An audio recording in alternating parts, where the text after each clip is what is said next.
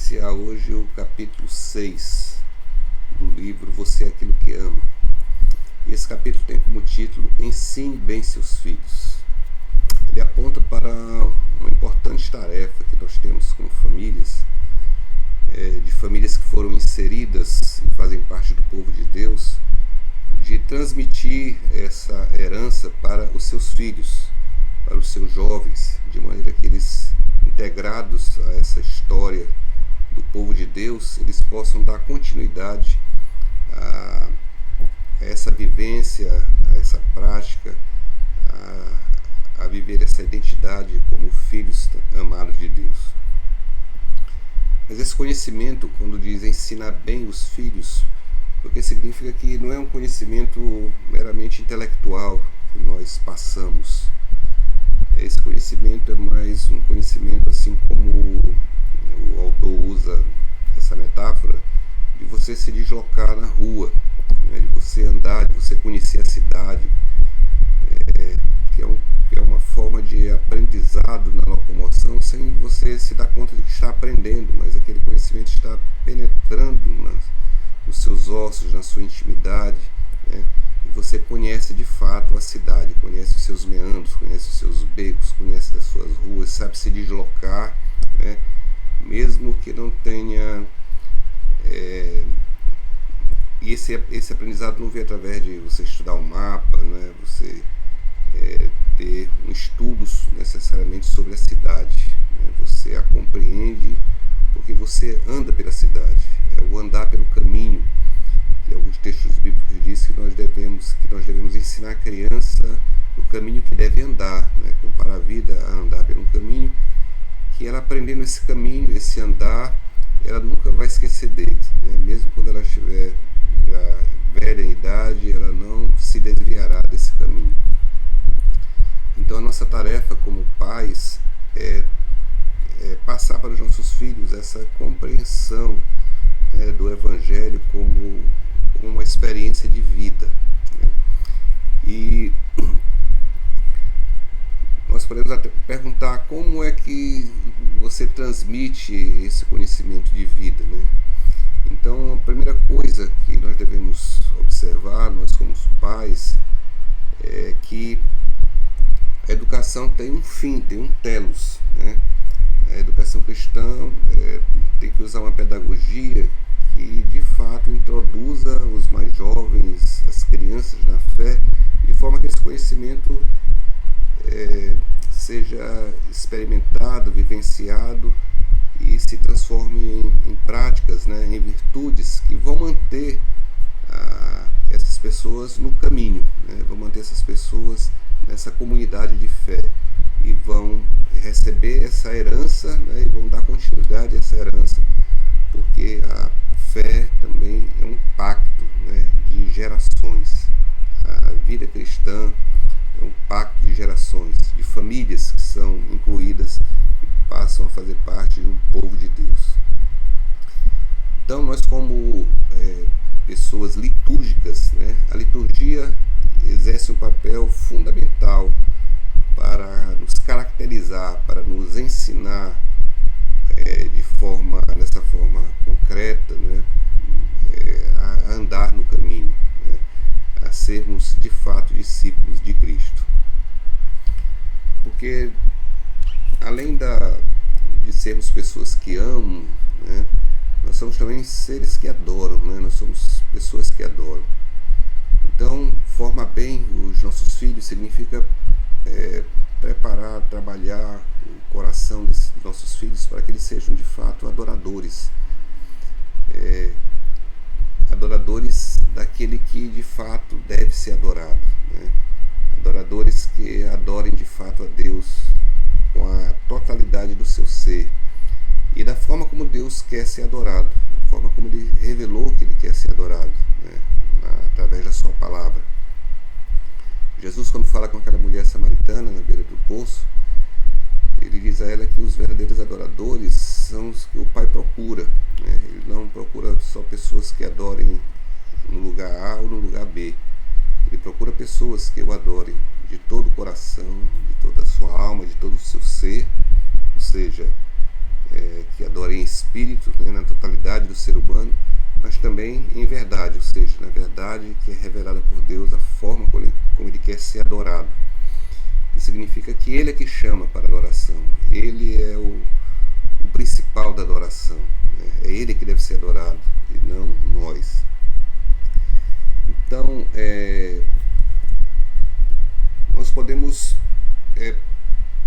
e uma grande lição que nós tiramos da fé judaica é que ela é uma fé cujos rituais se passam muito dentro do lar, né?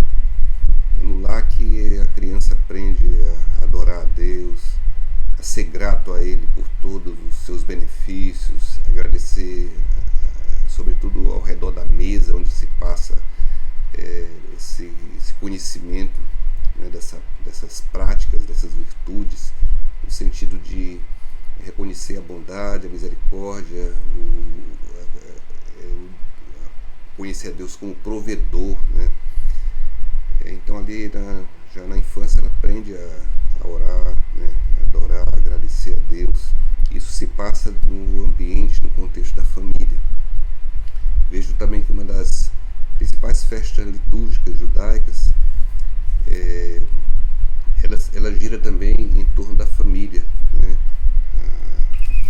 A Páscoa, né? A Páscoa é vivida no ambiente familiar. Ela se refere a um povo, a liberdade de um povo, mas a celebração se dá dentro da família. A família que celebra o Cordeiro Pascal, que come o Cordeiro, que come as ervas ali amargas, o pão sem fermento, né?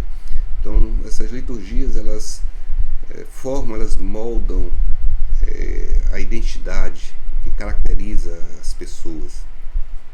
Então nós temos também importantes recursos dentro da família, né, que nos ajudam a gerar, desenvolver liturgias que vão também cativar os filhos ao redor da mesa, né? Por isso é importante a mesa, o cear juntos, o comer juntos, também a gente passar essa gratidão, esse espírito de gratidão, de reconhecimento da bondade, da misericórdia de Deus. Já falamos também que o calendário litúrgico nos ajuda muito, porque o calendário litúrgico fala da pessoa de Cristo, ele é centralizado em Cristo, nos principais eventos da vida de Cristo, né?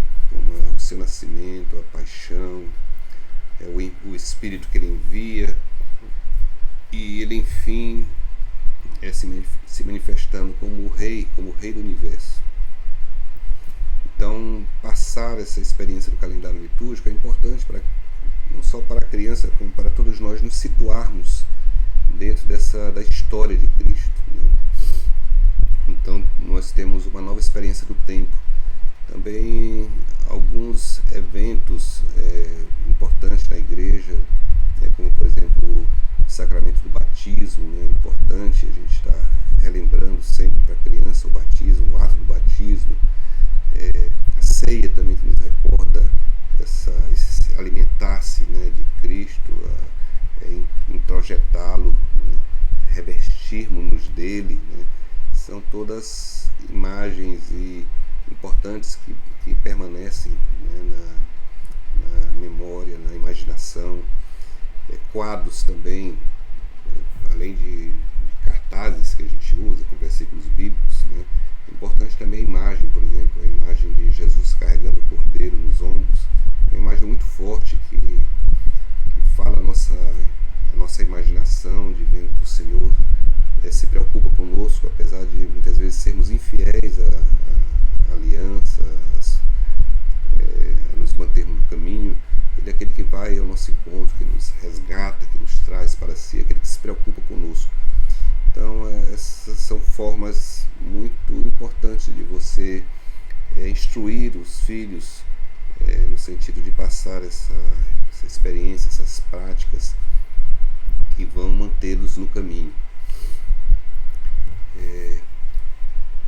Muitas vezes a preocupação grande, né, com a perda dos filhos, de que muitos jovens têm abandonado a igreja, têm abandonado a fé, né, isso levou uma geração a ter um grande medo, né, dessa descontinuidade, né? Já que a fé é uma herança também dentro da família, promessa para nós e nossos filhos. Muitos, com medo de perder os filhos para outras liturgias, liturgias seculares, que a gente já falou, eles passaram a buscar um ambiente agradável para os filhos, né? Fazer liturgias voltadas para o bem-estar, para a comodidade, e no fundo, sem perceber que a gente está inserindo, né, com apenas uma roupagem cristã, as pessoas dentro de uma liturgia secular de consumo, né, voltada para o egoísmo, voltada unicamente para o bem-estar, e tirando o foco também na cruz, que é um elemento importante também da tradição e da fé cristã. Então, essas práticas têm se mostrado desastrosas. Primeiro porque às vezes a pessoa cria um ambiente separado, né? Separa os jovens dos idosos, e com isso você rompe esse pacto de gerações. É importante que na fé cristã, embora você tenha eventos, né, voltados para a juventude, para a criança, mas é importante que dentro do culto, né, do grande culto, do culto dominical, dessa celebração, que eles estejam que toda a igreja esteja unida, né? Eventualmente, no momento da pregação, a gente pode até colocar as crianças para contar histórias, né, que sejam mais voltadas para a sua idade, para a sua compreensão, mas vamos procurar também não ter alguns momentos onde elas participem da totalidade da liturgia. Eu lembro que o pastor Adiel, algumas vezes, em algumas pregações, ele chamava as crianças ali para frente, ele sentava no batente, ali que dava acesso ao púlpito, e as crianças sentavam ao redor, e o sermão, na verdade, era uma história que ele contava para as crianças, né? Uma história na linguagem própria delas e que acabava servindo também para os adultos. Eu lembro também quando eu estive nos Estados Unidos, na igreja da pastora Mary Jean, no culto que eu participei lá no domingo, ela fez a mesma coisa. Ela desceu do púlpito, sentou no batente, chamou as crianças ficaram ao redor, e ela começou a contar uma história, interagindo, né, com as crianças, e foi um domingo assim muito abençoado, né, a gente participar daquele momento e vendo a importância que aquela igreja dava também às suas crianças, né, no sentido de ter uma liturgia onde o sermão, né, foi, na verdade, uma história cativante para aquelas crianças, assim, procurando inseri-las dentro desse contexto, né, maior, desse chamado de Deus, dessa história com Deus. Então, nós devemos fazer com que essa nova geração, essas novas gerações sejam integradas, né, na comunidade, né, que elas sejam comprometidas com a adoração cristã histórica, né, em vez de ficar inventando, né, liturgias agradáveis, né, é lógico que nós devemos procurar uma linguagem adequada, mas inseri-la dentro dessa grande liturgia, desse legado histórico que a igreja nos deixou e que tem sustentado a igreja ao longo dos séculos, né? A igreja cristã não é um pacto só de gerações da minha família, né? É um pacto de gerações que atravessa a história, né? Ela tem um sentido vertical, né? Ela tem uma história longa, né? Desde a promessa de Deus a Abraão, como um sentido também horizontal. Nós participamos, fazemos parte de outras famílias da fé, né? Que também tem o seu repertório, né? Que pode ser compartilhado. Então, o Espírito nos deixou disciplinas, né, que nos ajudam na caminhada, né, a disciplina da oração, a disciplina, por exemplo, do jejum, né, da palavra, da adoração, da intercessão. Todas essas coisas nós devemos ensinar aos nossos jovens, e a casa, como eu falei, é um importante local onde essas coisas são aprendidas. Eu creio que muitos dos problemas que a gente tem passado é porque a casa deixou de ser a referência, né? No momento em que nós abrimos mão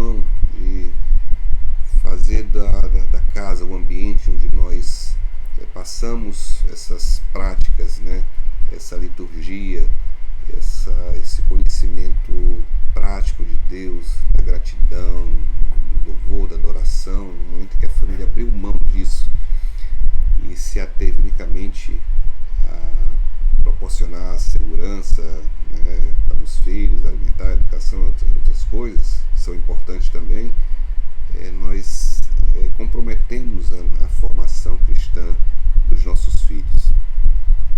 Então é preciso, portanto, ter uma preocupação com o ensino, né? Não só o ensino no sentido de transmitir conhecimentos teóricos, mas de ter esse ensino prático, né? Essas práticas da adoração, essas práticas cristãs, isso implica que nós devemos ter estratégias, né, para esse ensino. Porque a tarefa da educação cristã não consiste apenas em ensinar alunos sobre a fé, nem ensiná-las sobre uma visão de mundo a partir da perspectiva cristã. Isso aí é importante. Mas além desse caráter informativo, ela tem um caráter de formar, de não alimentar apenas o intelecto, né, dos nossos jovens, mas formar a imaginação, de trabalhar a imaginação. Isso vai exigir de nós intencionalidade, né? Não só em relação ao currículo, ao conteúdo daquilo que é transmitido, mas das pedagogia que é utilizada e das estratégias de ensino. Há um programa, né, chamado Ensino para a Transformação, que ele implica numa abordagem que leva em consideração que a educação tem a ver, acima de tudo, com aquilo que nós amamos. A educação deve moldar os desejos dos alunos. A gente tem que entender que o mundo está, com as suas liturgias, moldando, né, os desejos de muitos dos nossos filhos, dos nossos jovens. Então a gente precisa ter essa percepção e ter essa intencionalidade de proporcionar, inseri-los nas liturgias para que eles tenham os seus amores, os seus desejos moldados pela liturgia cristã. Então esse programa enfatiza tópicos das experiências de aprendizagem, né, que consiste em inserir os alunos em poderosas e cativantes imagens da história de Deus. Então, além de ter um conteúdo, né, você vincula esse conteúdo à história de Deus, né? Você insere os mais jovens, né, na verdade toda a comunidade cristã, nessa história de Deus, né? Uma vivência prática da história de Deus, né? De você estar inserido nessa história da salvação, né? De Deus se revelando ao mundo através de Jesus Cristo. Então isso não vai comprometer o conteúdo, o currículo do que vai ser ensinado. Não significa você fornecer um conhecimento supérfluo, né? Um conhecimento que deixa a desejar, né? Apenas você vai inserir esse conteúdo dentro desse arcabouço narrativo, né, que convida os alunos a vincular a sua aprendizagem a uma vivência com um personagem, como se nós fôssemos personagens da história de Deus, né? Nos vincular à história, aquilo que Deus quer de nós, né? Então essas práticas, elas são formadoras de hábitos que moldam, né? Moldam a nossa identidade, nos capacita como povo particular de Deus. Então esse aprendizado, ele alcança o coração, né? É um aprendizado que capacita os alunos a pensarem sobre o mundo como forma de hábitos, e como os hábitos são formados para aqueles que são chamados a serem bênção para o mundo, né? Então é importante que a gente recupere essa dimensão da educação, né, voltada para a nossa imaginação. E um tópico importante também é que os professores têm uma tarefa importante a realizar dentro dessa visão de uma educação formadora, né? A tarefa que nós como professores temos é de darmos uma atenção para a finalidade da educação, né? Para o telos da educação, né? Por que nós queremos educar, né? E por que nós formamos e trabalhamos para a formação de hábitos virtuosos que vão calibrar os nossos amores, que vão impulsionar nossos desejos para o reino de Deus, né? Então devemos reconhecer, primeiro, que nós precisamos fazer uma auditoria sobre a nossa própria tarefa como educadores, né? O que nós temos dado maior ênfase, né? Há um conteúdo a ser transmitido, né? Um conhecimento intelectual, tão somente. Nós temos dado a importância, temos dado ênfase à formação integral dos nossos alunos, né? No sentido de formar adoradores, de formar pessoas que têm a sua vida direcionada para o bom, para o belo, né? Para o verdadeiro, que é Deus como deve ser experimentado, né? Por cada um de nós, aquele que é bom, aquele que é belo, aquele que é verdadeiro. Então o professor deve estar convicto de que a educação cristã é um projeto voltado para essa experiência de Deus, né, na nossa vida, dessa vivência de intimidade, né, de conhecimento. Porque o bom, o belo, o verdadeiro, nós conhecemos, né, não só como conceitos intelectuais, mas na nossa vivência prática. Jesus, depois de ensinar os seus discípulos, né, de conviver com eles, de mostrar para eles, de andar com eles, de ter refeições com eles, ele diz lá no seu discurso de despedida, no capítulo 14, 15 de João, retratado em João, ele disse: eu já não vos chamo de servos, eu vos chamo de amigos, né? Porque ele, sendo Senhor, ele estabelece uma nova relação, né? Há uma nova relação que já não cabe nessa estrutura de servo-senhor, né? Ele continua sendo Senhor, mas o servo é aquele que não conhece o Senhor, não conhece o Senhor na sua intimidade, né? E quando ele chama de amigos, ele aponta para uma nova experiência de uma nova relação, onde nós passamos a gozar dessa intimidade, né? De conhecer a bondade de Deus, a misericórdia, a sua beleza, a sua verdade, o seu amor que é revelado em Jesus Cristo. Então nós, como professores, devemos estar imbuídos dessa finalidade da educação, né? Desse caráter formativo, né? De transformar nossos alunos de aprendizes do bem, do belo, do verdadeiro, e nós sermos o modelo disso, né? Isso significa que nós precisamos também ser transformados no sentido de que esse conhecimento, né, essa prática, ela faça morada primeiramente em nós, né? Nós sejamos exemplo dessa realidade, né? Dessa realidade de uma relação íntima com Deus através de Jesus Cristo. E o que pode nos ajudar nós professores, a introjetarmos também essas práticas, né? Essas experiências transformadoras, né? Em primeiro lugar, precisa a gente ter a compreensão de que o culto é uma preparação para o exercício da docência, né, como professores, né? No culto nós somos inseridos numa história, numa realidade que está para além de nós, de uma realidade que tem impactado gerações, né? Através do culto nós nos ligamos, nós nos unimos a gerações passadas, né? A gerações que experimentaram, né, da graça, da misericórdia de Deus e que nos passaram um legado com experiências, com práticas que são capazes de moldar o nosso coração, porque vão nos inserir nessa história na qual Deus tem o controle e Ele é, digamos, o elemento principal. O culto não é unicamente a nossa expressão de fé, é o nosso chamado a uma adoração, né? A participar de uma prática, né, de ritos que vão moldar, né, o nosso coração, vão trabalhar o nosso desejo.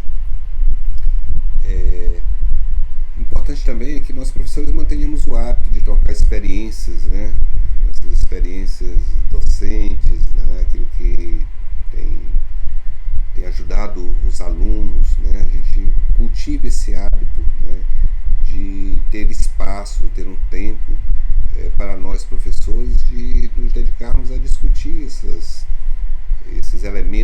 nosso trabalho, da nossa tarefa, né? E da importância de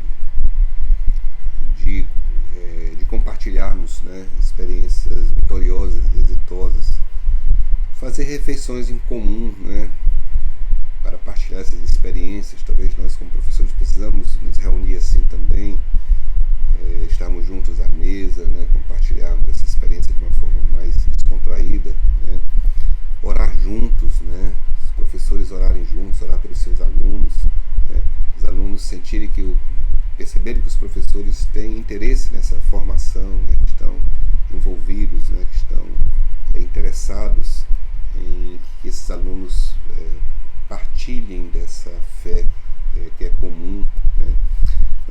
Uma experiência também interessante é o de cantar, né, cantar juntos.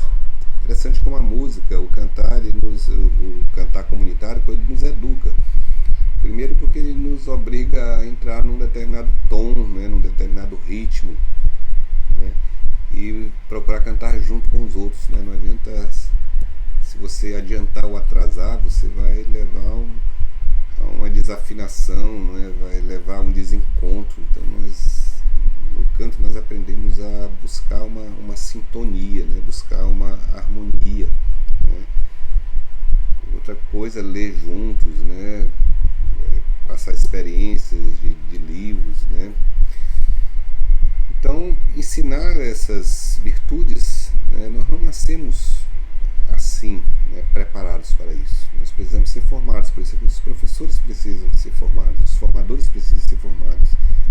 Isso não vem unicamente através de um diploma, de um certificado, né. Nós somos moldados na medida em que nós imergimos nessas práticas também, que direcionam os nossos amores e nossos anseios para Cristo e para o seu reino vindouro, né? Então isso exige de nós prática. E por fim, dá uma ênfase, uma importância grande aos chamados ritos de passagem, né? Nós, nas pedagogias do desejo, elas possuem implicações em todos os níveis de educação, né? Elas atingem tanto a educação básica, né, como até o nível superior, né? Então uma educação que busca formar pessoas para o discipulado, ela precisa levar em consideração duas premissas. Para que fim, né, nós educamos os alunos, né?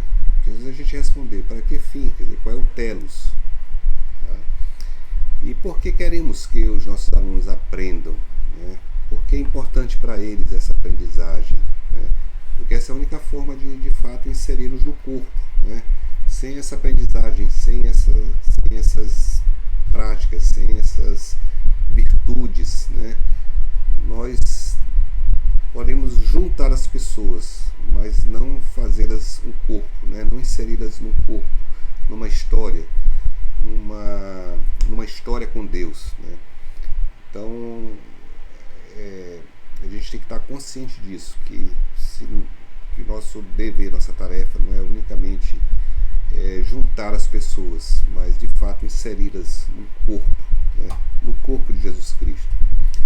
Então é parte de uma educação formadora você fazer com que os alunos percebam esse caráter teleológico da educação, né, da finalidade, para que ele serve, de que maneira ele vai trabalhar a minha vida e vai me manter no caminho. Então, além desse conhecimento por exemplo, que a educação de escolas cristãs, né, de institutos universitários, né, além das habilidades, né, que eles ensinam, que eles passam, né, de conteúdos, das diversas disciplinas, elas devem ter uma visão mais ampla. Nós devemos ter uma visão mais ampla também do nosso trabalho na escola dominical, de confrontar os alunos com aquilo que eles são chamados a ser, daquilo que Deus tem reservado para eles no mundo, né? Que eles saiam de uma lição, de um trabalho comprometidos com esse ser no mundo, né, de acordo com o projeto de Deus para a sua vida. Então, que práticas é que promovem essa orientação fundamental? Né? Quais são as práticas? Então, toda comunidade de práticas ela possui rituais de orientação e repetição que reforçam a missão, que reforçam os objetivos e o ethos da organização, né? Por exemplo, da igreja, né? de uma classe, que elas não apenas informam o intelecto. Então nós chamamos isso de práticas estruturantes formadoras. Né? Elas nos convidam a participar de uma história e a encontrar formas estéticas que sejam palpáveis, que continuem nos orientando dentro dessa história. Às vezes a gente não dá importância, por exemplo, a alguns ritos que são chamados ritos de passagem, né? Por exemplo, todas as mudanças, né, de idade, de fase, de infância para adolescência, elas comportam em todas as culturas praticamente rituais que marcam, né, uma determinada etapa da vida e a passagem para uma outra etapa. Isso é importante a gente ter isso na consciência, né? Que eu agora, como Paulo diz, quando eu era menino eu pensava como menino e vivia como menino. Agora que eu sou homem, eu deixei as coisas próprias de menino. Quer dizer, houve um momento de uma ruptura, né? Em que eu avancei, né? Eu passei para uma nova etapa e alguns rituais que marcam essas passagens são importantes. Por exemplo, o ritual do batismo, né? Um ritual importante que marca a minha inserção formal, digamos assim, dentro do corpo de Cristo, de fazer parte do povo de Deus. Então essa lembrança desse ato ele deve ser sempre repetida porque ele implica em novos compromissos, né? Para a minha vida eu preciso estar consciente deles. E são rituais, digamos assim, macros, né? Como o batismo, a comunhão, que nos integram, né, no corpo de Cristo, nesse ambiente maior, mais amplo. Mas existe também micro,